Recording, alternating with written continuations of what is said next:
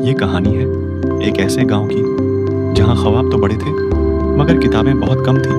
अली, सारा और रशीद दूसरे बच्चों को शहर से लाई गई किताबें पढ़ते देख रहे हैं। सारा आ भरते हुए, काश हमारे पास भी इतनी किताबें होती।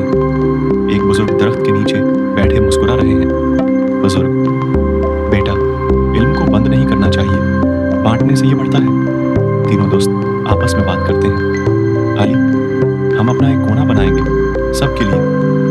रशीद, किताबों की छागा, वो दरख्त जिसने कई राज देखे थे, अब इल्म का घर बनने वाला था।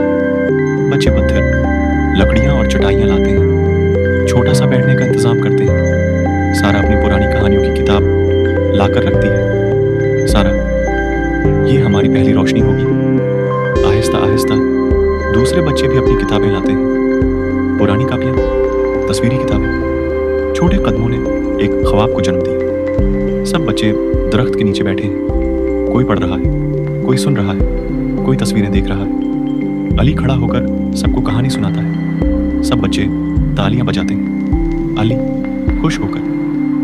किताब पढ़ने से कहानियां सबकी हो जाती हैं। कुछ गांव के लोग आकर देखते हैं। वर्द हैरान होकर। बच्चों ने किताबों का मेला लगा लिया है। गांव वाले भी अपनी पुरानी किताबें लाते हैं। छागा भरने लगती है। जहां शुरुआत बच्चों ने की, वहां बड़े भी शामिल हो गए। शाम का वक्त, लालटीन जल रही है। बच्चे अब भी मुताला कर रहे हैं। वो दरख्त अब सिर्फ साया नहीं देता था, बल्कि रोशनी भी बांटता। किताब कभी कम नहीं होती, ये बांटने से बढ़ती है।